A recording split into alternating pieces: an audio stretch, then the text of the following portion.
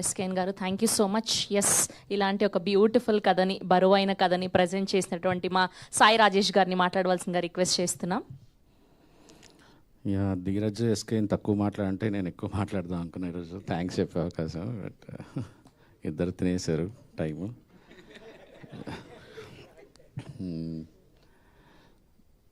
ఒక్కొక్క మంచి అంటే నేను ఇది నా 5th ఫిలిం యాజ్ ఏ రైటర్గా, ప్రొడ్యూసర్గా 4th ఫిలిం.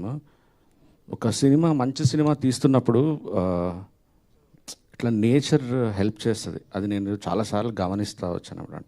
అంటే ఏదో ఒక రకంగా ఆగిపోతుంది, ఏదో ఒక రకంగా ఇంక ఇది జరగదు అనుకున్నప్పుడల్లా నేచర్ ఈ సినిమా మంచిది రావాలి అని ఒకళ్ళని పక్కన పెట్టి, లేకపోతే ఒక ఇన్సిడెంట్ ఏదో జరిగి టెక్నీషియను, యాక్టరు, టీంలో ఒక మెయిన్ కీలకమైన మెంబరు అలా జరుగుతుంటుంది.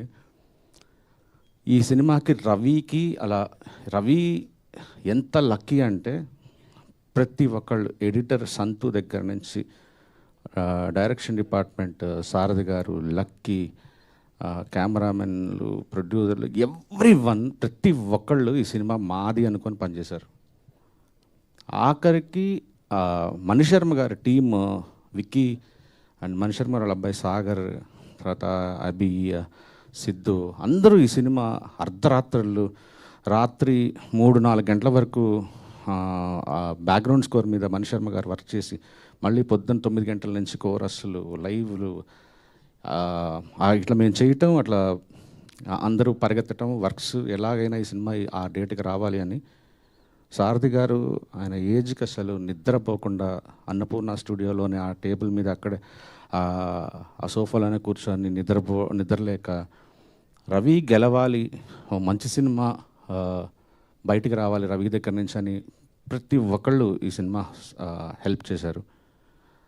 నాకు అప్పుడే తెలిసింది, అంటే నేను పర్సనల్గా నేను కూడా ఒక కో డైరెక్టర్ లాగా రవికి నాకే నేను సినిమా మంచి రేట్ కమ్మాను, సినిమా డీసెంట్గా వర్కౌట్ అయిపోతుందని తెలిసినా కూడా నాకు ఎందుకో రవి విజన్ని చూసినప్పుడు, రవి ప్యాషన్ చూస్తున్నప్పుడు, అంటే నేను కూడా ఏదన్నా చేయాలి సినిమా కోసం అని నేను కూడా వెళ్ళి కూర్చునేవాడిని, తనకి ఏదన్నా హెల్ప్ కావాలంటే చేసేవాడిని. కారణం బేబీ తర్వాత ఒక మంచి సినిమా, ఖచ్చితంగా ఒక మంచి సినిమా అయితే ఇవాళ ఆ రేంజ్లో బ్లాక్ బస్టర్ అవన్నీ పక్కన పెడితే తిట్టించుకోవద్దు. వీళ్ళు 1 ఫిల్మ్ వండర్ గాళ్ళు కాదు. ఎస్కేఎన్ కానీ, సాయి రాజేష్ కానీ, వీళ్ళు మళ్ళీ రాయగలరు, మళ్ళీ మంచి సినిమా తీయగలరు అనేది లోపల చాలా ఉన్నింది నాకు. నేను అందుకే మధ్యలో చాలా ఇష్యూస్ అయినాయి ఫైనాన్షియల్గా కానీ, కొన్ని జిమ్మిక్కలు కానీ ఏవో చేసేవాళ్ళు అందరూ. నాకు ఒక కాన్ఫిడెన్స్ పక్కా ఉండేది. అంటే ఎస్కేఎన్ చెప్పినా నేను పెద్ద టెన్షన్ తీసుకోలే. ఎందుకు తీసుకోలేదంటే నేను సూపర్ కాన్ఫిడెంట్ ఏంటంటే ఈ సినిమా నాకు చాలా ఎపిసోడ్లు, బేబీ కంటే కూడా బెస్ట్ ఫిల్మ్ అనే ఫీలింగ్ యాక్చువల్లీ. చాలా ఎపిసోడ్లు కదా, సినిమా పరంగా కూడా ఇది చాలా బేబీ కంటే కూడా మంచి సినిమా అని నేను నమ్మాను యాక్చువల్లీ. నేను కథ నేను రాసి ఉండొచ్చు, కానీ ఇంత ఓన్ చేసుకొని ఒక డైరెక్టర్ తనది కాని కదా ఓన్ చేసుకొని ఇంత అద్భుతంగా తీయటం అనేది మేబీ ఈ సినిమాకి నేను డైరెక్టర్ అయితే కూడా ఇంత బెస్ట్ వచ్చిండేది కాదు షూర్గా. నాకు మధ్యలో ఎస్కేఎన్, ధీరజ్ కొద్దిగా రవి చాలా డేస్ ఎక్కువైపోతున్నాయి చూడు ఒకసారి నువ్వు అంటే, నేను ఫస్ట్ హాఫ్ చూశాను. నేను ఏదో షూటింగ్కి కూడా వెళ్ళలేదు. ఫస్ట్ హాఫ్ చూసిన వెంటనే చెప్పేశాను, వదిలేసేయండి డైరెక్టర్ని, ఫుల్ ఫ్రీడమ్ ఇవ్వండి. నువ్వు ఏమాత్రం అతని వర్క్లో వేలు పెట్టినా కూడా ఒక మంచి సినిమా రాదు ఫర్ షూర్. ఇది అసలు ఈ రవికి అసలు మన బ్రెయిన్ అక్కర్లేదు ఈ సినిమాకి, వదిలేసేయండి అని చెప్పాను. ఈరోజు రవి బయట అసలు especially women they love your film and నేను నీ సెన్సిబిలిటీస్కి నువ్వు చాలా పెద్ద డైరెక్టర్ అవుతావు రవి, నో డౌట్. ఎస్కేఎన్తో మళ్ళీ చేస్తావా లేదా అది నీ పర్సనల్ విషయం.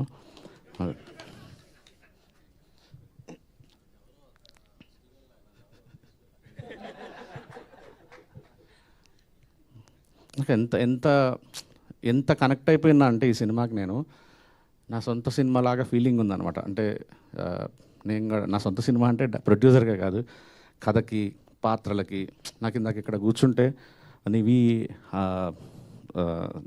వీళ్ళిద్దరిని ఇక్కడ పక్క పక్కన చూస్తుంటే బ్రెయిన్లో అనమాట. అంటే ఇప్పుడు నిజంగా రియల్ లైఫ్లో నివి ఉంటే, నివికి ఒక కష్టం వస్తే, అంటే క్లైమాక్స్ తర్వాత తెలుసు కదా, కష్టం వస్తే మళ్ళీ స్టీవెన్ రాకుండా ఉంటాడా, ఇట్లా బ్రెయిన్ చూస్తుంటాడా, తనకి ఏమైనా ప్రాబ్లం వస్తే తనకు ఆ ప్రాబ్లం ఏమైనా తీస్తుంటాడా. అదే సో బ్రెయిన్లో అంటే వాళ్ళు ఇద్దరు ఎంత ప్రేమించేశానంటే ఇద్దరిని. నాకు గౌరీ అంటే మా వాళ్ళు ధీరజ్ ఎస్కేను అందరు స్టార్స్, ప్రతి స్టార్కి కట్ చేయించడానికి ట్రై చేశారు అమ్మాయిలకి. ఆ అమ్మాయి ఫామ్లోకి వచ్చింది, ఈ అమ్మాయికి వెళ్ళి కట్ చెప్పు, ఈ అమ్మాయి ఫామ్లోకి వచ్చింది, ఈ అమ్మాయికి వెళ్ళి కట్ చెప్పు అని.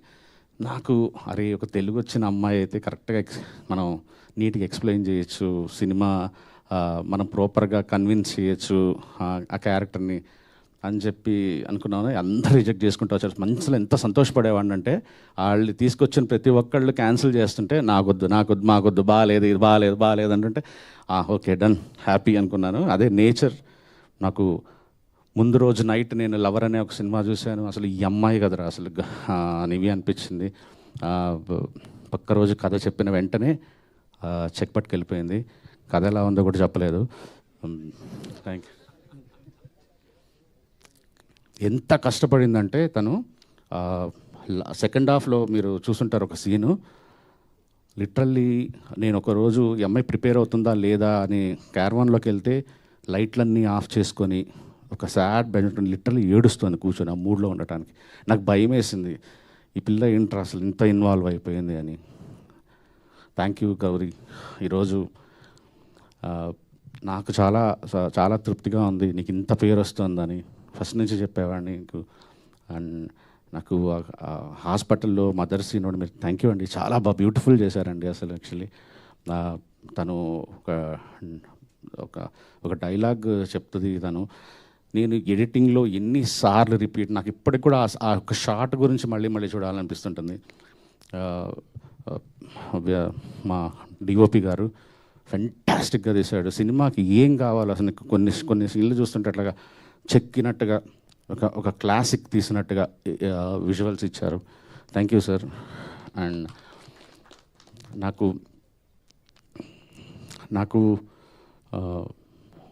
నాకు పాటలు రాసేవాళ్ళంటే వాళ్ళు ఒక చాలా పెద్ద వాళ్ళు ఎక్కడి నుంచి అలా పైనుంచి ఊడి పడతారు అనే ఒక ఫీలింగ్ ఉంటుంది అనమాట. అంటే అది మనకు సంబంధించింది కాదు, అది ఎవరు పడితే అది చేయలేరు. ఎవరో వాళ్ళు అంత చాలా వాళ్ళని ఒక లో యాంగిల్లో చూస్తాను వాళ్ళని ఇట్లాగా.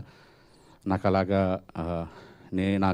నా కెరియర్లో నేను సంపాదించుకున్న మంచి స్నేహితుడు బ్లైండ్గా అనంత్ గారికి కథ చెప్పేసి ఆయనకు రీడింగ్ ఇచ్చేస్తే నేను ఒక్క మొక్క కూడా దిద్దను, అడగను. ఎందుకంటే నా పనితో ఆయన పనితో పాటు నా పని కూడా నా స్ట్రెస్ కూడా అందరి స్ట్రెస్ కూడా తీసేసుకొని నాకు అవసరం లేదన్న ఇంతకంటే బెస్ట్ రానంతగా గొప్ప లిరిక్స్ ఇస్తాడు అనంత్ గారు. మా ఫిల్మ్ఫేర్, ఐఫా, సైమా 3 ఓ 2 ప్రేమ మేఘాలతో కొట్టిన తర్వాత మళ్ళీ నాకు ఫుల్ కార్డ్ మొత్తం అన్ని పాటలు అనంత్ గారు రాసిచ్చారు. Sir thank you so much. And last cinema మొత్తం చూసి చిరునవ్వుతో అనే పాట రాసినప్పుడు కళ్ళల్లో నీళ్ళు తిరిగినాయి. ఐ థింక్ ఈరోజు రిలీజ్ అయింది ఆ సాంగ్. అందరూ చూడండి, సినిమాలో గ్రేటెస్ట్ సాంగ్ అది. ఎంత మంచి లిరిక్స్ చెప్పలేను నేను. And thank you sir, thank you. ఈసారి కూడా అన్ని అవార్డులు గెలవాలని కోరుకుంటున్నాను. దేవి నా అన్ని ఫిలిమ్స్కి తనే costume designer. Good job Devi. And మమ్మల్ని భరించిన మా విశాల గారు, అందరికంటే మొత్తం టీం అందరూ ఎస్కేని భరించాలి. పాపం నన్ను నా టెంపర్ని భరించే ఫస్ట్ వ్యక్తి తను. నిఖిల్ గారు thank you so much sir, beautiful actor. మళ్ళీ తొందరలో ఇంకో మంచి సినిమా చేద్దాం అనుకుంటున్నాను. అండ్ మా త్రిగుణ్ నేను రాసుకున్నప్పుడు ఎందుకో తిరుగుని తెలుస్తానే ఉన్నాను. వీళ్ళకి చాలా ఇయర్స్ నుంచి ఫ్రెండ్స్ మేము. నేను చెప్పాను, నీ గౌరవం అయితే తీయను, నీ ఇమేజ్ తగ్గించను, డార్లింగ్ నా ఫ్రెండ్ నేను మోసం చేయను కదా, నన్ను నమ్మి చేసేసి అన్నాను. బట్ తను కూడా అన్ని కండిషన్స్ పెట్టలేదు. Thank you sir, people loving you in the theatre. And ఈ సినిమాకి నేను ఎస్కేఎన్ ప్రొడ్యూసర్లు అనుకుంటాం, కానీ Dheeraj is the real producer. నిజంగా అంటే ఊరిని ఏం పని చేయించుకోలేదు, ఆయన కూడా షేర్ ఉంది సినిమాలో. ఎందుకంటే ఈరోజు నేను ఎస్కేఎన్ అసలు అట్లా ఏం జరుగుతుందో కూడా మాకు తెలియదు. ఎవ్రీథింగ్ డీల్ చేశాడు ధీరజ్. ఇది చాలా కష్టం సాయి రాజేష్ ఎస్కేఎన్ని భరించడం అనేది, ఎస్పెషల్లీ రిలీజ్ టైంలో. ధీరజ్ నిజంగా ఎస్కేఎన్తో పాటు నేను చెప్తున్నాను, ధీరజ్ని సంపాదించుకోవడం నా అదృష్టం. ఒక ఫ్రెండ్ని. ధీరజ్ నా ప్రతి ప్రాజెక్ట్లో ఉండాలని మనస్ఫూర్తిగా నేనే కోరుకుంటాను, ధీరజ్ కోరుకోనక్కర్లేదు. ఎందుకంటే నా నా నా నా పెయిన్ని, నా బాధ, నా స్ట్రెస్, ఎవ్రీథింగ్ ధీరజ్ తీరుస్తాడని నమ్మకం నాకుంది. అండ్ మా ఎస్కేఎన్ ఇద్దరికి అస్సలు సెట్ అవ్వదు, ఇద్దరు మైండ్ సెట్ వేరే, అసలు ఇద్దరు ఏ రకంగా సింక్ అవ్వం అసలు యాక్చువల్లీ. అలాంటిది ఇన్ని సంవత్సరాల నుంచి ట్రావెల్ అవుతున్నాము. రీజన్ ఒక్కటే, పిచ్చి సినిమా అంటే ఎస్కేఎన్కి. ఏదో డబ్బులు వస్తున్నాయి లోపల వేసుకుందామని ఉండదు. ఒక ₹1,00,00,000 వస్తే దాంట్లో అంటే మన శ్రవంతి గారి డ్రెస్సులాగా ఆవిడ తీసుకునే పేమెంట్ కంటే ఆవిడ కాస్ట్యూమ్స్ ఖర్చు ఎక్కువ ఉంటుంది. అలాగా మా ఎస్కేఎన్ డబ్బులు వస్తే సినిమా మీద ఎంత వస్తే అంత సినిమా మీద పెట్టేస్తాడు. తర్వాత అంటే ఫస్ట్ ముందు హిట్ కావాలి, ముందు బ్లాక్ బస్టర్ కావాలి. నాకు కానీ ఎస్కేఎన్కి అది ఒక్క కామన్ థింగ్ అదే ఉంటుంది, ఏంటంటే హిట్ కొట్టాలి. ఇది ఒక్కటే లోపల ఇద్దరిని నడిపిస్తుంటుంది. అందుకే మేము ఇద్దరం ఇంత ట్రావెల్ చేస్తున్నాం. ఇంకా ఈ జర్నీ ఇలానే ప్రశాంతంగా ఉండదు తెలుసు. మంచిగా సక్సెస్ఫుల్గా కొనసాగాలని కోరుకుంటున్నాను. Thank you.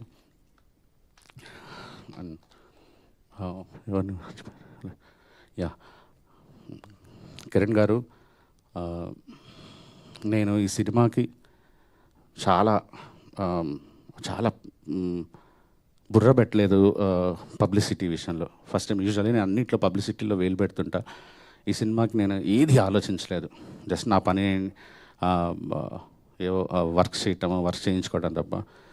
కారణం మీరే. ఎందుకంటే ఈ సినిమాని మీరు ఎంత ప్రేమించారంటే, మీరు ఒక ప్రొడ్యూసర్ అయ్యారు, మీరు ఒక డైరెక్టర్ అయ్యారు, మీరు ఈ సినిమా కొట్టాలని మీరే కష్టపడ్డారు. ఎవ్రీథింగ్ నిజం చెప్పాలంటే, మేము తిరుపతికి వెళ్ళినప్పుడు కానీ, తర్వాత ఎక్కడికి వెళ్ళినా ఆయన ఈ సినిమా నాది అనుకున్నారు, ఆయనే ముందుకు తీసుకెళ్లారు. ఈరోజు ఈ సినిమాకి వన్ ఆఫ్ ద ప్రొడ్యూసర్ అనొచ్చు, వన్ ఆఫ్ ద డైరెక్టర్ అనొచ్చు, వన్ ఆఫ్ ద రైటర్ అనొచ్చు, వన్ ఆఫ్ ద అన్నీ అనొచ్చు. ఎందుకంటే మేమేమీ పెద్ద ఇండస్ట్రీలో పెద్ద పేరున్న ప్రొడ్యూసర్స్ ఏం కాదు. బేబీ అనే ఒక ఫిలిం తీసుకొని అక్కడికి వెళ్ళాము. ఏ రోజు మమ్మల్ని వీ హ్యావ్ ఫైనాన్షియల్ ఇష్యూస్ మధ్యలో మమ్మల్ని ఏ రోజు డబ్బులు ఎక్కడ ఎప్పుడు ఏంటి, ఈరోజు కూడా ప్రౌడ్ చెప్తున్నాను, ఈరోజు కూడా ఆయనకి బ్యాలెన్స్ పెట్టే సినిమా రిలీజ్ చేసాం. ఐ థింక్ నో వన్ ఈరోజు డబ్బింగ్లో కూడా అడుగుపెట్టరు చాలామంది. థ్యాంక్ యూ అన్న, ఐ లవ్ యూ. అంటే ఈ సినిమా ఒక తృప్తి ఉంది, మీకు ఒక మంచి సినిమా ఇచ్చాము, మీ కెరియర్లో బిగ్గెస్ట్ బ్లాక్ బస్టర్ ఇచ్చామనేది. ఎంత కష్టపడ్డారంటే నైట్ మేము అనుకున్న డేట్లన్నీ మెస్అప్ అయిపోయి ఆయన వేరేదేదో కమిట్ అయి ఉంటే పొద్దున 5 వరకు అక్కడ ఊరవతల అక్కడ దాదాపు 70 కిలోమీటర్స్ దూరంలో అక్కడ పనిచేసి కార్లో నిద్రపోయి పొద్దున మళ్ళీ 6 o'clock ఇంకో ఫిల్మ్ జాయిన్ అయ్యేవాడు. మళ్ళీ అక్కడ ముగించేసి మళ్ళీ కార్లో ఒక గంట పట్టుకొని మళ్ళీ షూటింగ్ జాయిన్ అయ్యారు. అంటే 24 hours రౌండ్ ద క్లాక్ పనిచేశారు ఈ సినిమా కోసం. I think no one will do. అంటే అసలు ఎందుకు ఇవ్వాలి వీళ్ళకి తెలియాలి. ఇంకొన్ని రోజులు నేను డేట్ లేకపోతే తెలిసి వస్తుంది అని అనుకోలేదు ఆయన. ఏదో ఒక ప్రాబ్లం వచ్చింది ఈరోజు. అందుకని ప్రొడ్యూసర్ని సపోర్ట్ చేయాలి, డైరెక్టర్ని సపోర్ట్ చేయాలి. తెలిసి Ravi is the most luckiest. ఇలాంటి హీరో దొరకటం అనేది ఒక డైరెక్టర్కి ఇంకా అదృష్టం అంతే. ఐ థింక్ ఆ అదృష్టం నాకు కూడా రావాలని కోరుకుంటున్నాను. Yeah, thank you so much everyone. Media, ఈ సినిమాకి మీరు ఐ డోంట్ నో మరి ఇంత పాజిటివిటీ, మీరు వేసిన ట్వీట్లు, మీరు సపోర్ట్ చేసిన విధానం, థ్యాంక్ యూ సో మచ్. ఎందుకంటే అది బికాస్ ఎస్కేఎన్ వల్ల అవ్వచ్చు, తన మీ ఫ్యామిలీలో ఒక మెంబర్ కాబట్టి, ఆర్ఎల్స్ ఏమో మీరు ఈ సినిమాని ఇంత ఓన్ చేసుకొని సపోర్ట్ చేశారు. Love you everyone. Thank you so much. Thank you Rajesh గారు.